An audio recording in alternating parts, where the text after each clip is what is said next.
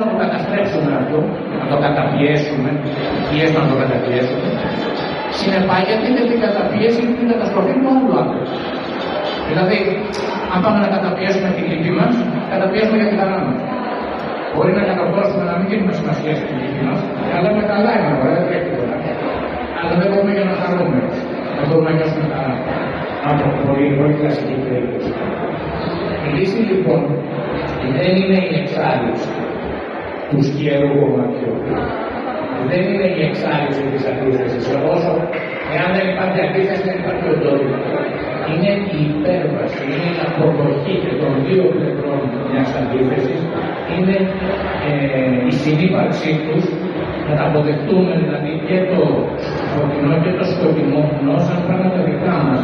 Και από εκεί και πέρα μπορούμε να ζήσουμε και με τα δύο. Αυτά είναι σε μια αέναη αναλλαγή μεταξύ τους.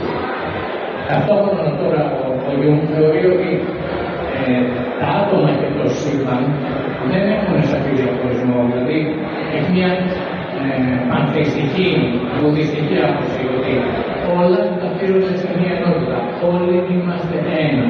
Το άτομο εμπεριέχει το σύμπαν και το σύμπαν εμπεριέχει το άτομο. Υπάρχει μια αμοιβαία ρύθμιση ουσιών. Έτσι εξηγείται και στην πραγματικότητα που λέγαμε πιο πριν.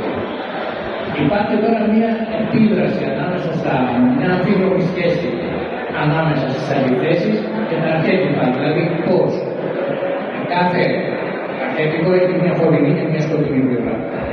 Έτσι το αρχέτυπο του βασιλιά έχει τον υπεύθυνο βασιλιά και έχει και τον ανεύθυνο βασιλιά. Η άλλη αρχέτυπο του βασιλιά είναι ο ανεύθυνο βασιλιά. Ο δικτάτορ μπορεί να είναι ή ο αδύναμος. Ή το αρχέτυπο του πολεμιστή είναι η φωτεινή του πλευρά. Αυτός ο οποίος βγαίνει μπροστά ο σαμουράιας, που βγαίνει μπροστά και υπερασπίζει τους αδύνατους και βάζει τα όρια του και υπερασπίζει το καλό.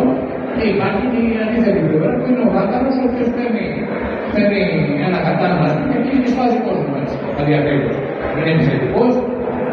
Κάθε τι λοιπόν έχει και τη φωτεινή και τη σκοτεινή πλευρά.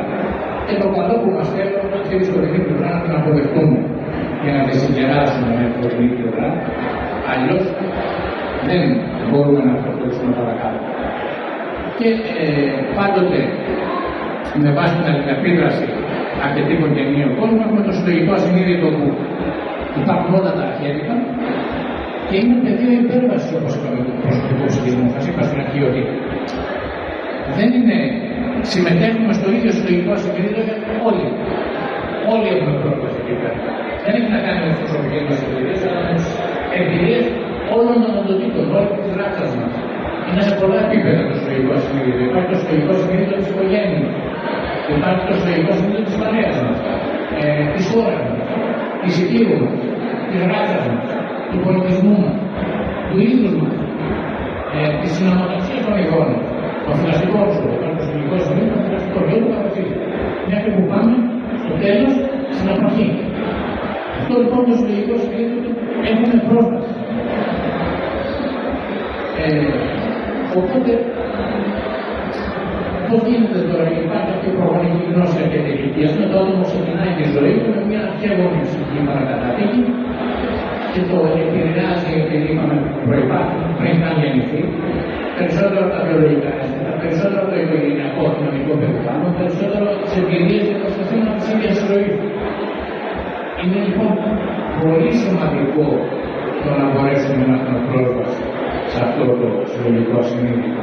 Και θα πούμε σε λίγο έναν από τους τρόπους, γιατί οι τρόποι είναι πολλοί. Όπως αναπτύσσεται ο άνθρωπος, έτσι όταν ξεκινήσει τη ζωή του, ο εαυτός του υπάρχει ολόκληρος, αναπτυγμένος. Βρίσκεται μέσα στο συλλογικό ασυνείδητο. Προϋπάρχει το εγώ. Ένα μωρό δεν έχει εγώ αυτό. Δεν το έχει αναπτύξει. Το εγώ εκφύγεται σιγά σιγά από τον εαυτό. Ο εαυτός όμως είναι μια πολύ πιο γενική ενέργεια, δηλαδή συμπεριλαμβάνει πώς είναι διτό με το εγώ στο κέντρο, το ατομικό ασυνείδητο και το συλλογικό ασυνείδητο. Όλα αυτά μαζί είναι ο εαυτός. Γι' αυτό δεν μπορούμε να τον συλλάβουμε νοητικά εντελώς. Έτσι μπορούμε να τον κατανοήσουμε εν μέρει νοητικά, αλλά χρειάζεται διαβίωμα να τον κατανοήσουμε και βιωματικά. Χρειάζεται ενόραση, χρειάζεται συναίσθημα. Όλα αυτά μαζί, όλες αυτές οι προσεγγίσεις μαζί νοητική, βιωματική, ενωρατική και συναισθηματική, μπορούν να μας δώσουν την εικόνα του εαυτού. Όταν τώρα γεννιέται ο άνθρωπος, στην αρχή έχει μία προνοητική αίσθηση του εαυτού, δηλαδή μπορεί να προμειώνει, τον αισθάνεται συγκινησιακά, τον διαισθάνεται και κάπως τον καταλαβαίνει και νοητικά. Επειδή είναι ακόμα μωρό, δεν μπορεί να κάνει τίποτα. Έτσι λοιπόν μεγαλώνει το μωρό. Και αφού μεγαλώνει, έρχεται το νοητικό και παίρνει την πρωτοκαθεδρία στην αρχή.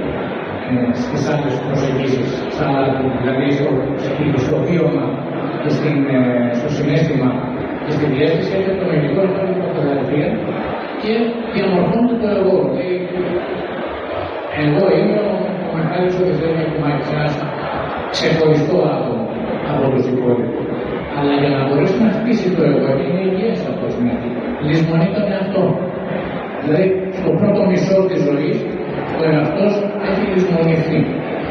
Και έρχεται το δεύτερο μισό της ζωής, και τότε αρχίζει. Μάλλον αρχίζει το πιο ενδιαφέρον μέρος της εξέλιξης του ανθρώπου, και δεν σημαίνει ότι φτάνουν όλοι οι άνθρωποι σε αυτήν την εξέλιξη. Δηλαδή, αρχίζει να επανανακαλύπτει τον εαυτό ως ένα σύνολο που περιλαμβάνει το συνειδητό με το εγώ στη μέση, το ασυνείδητο.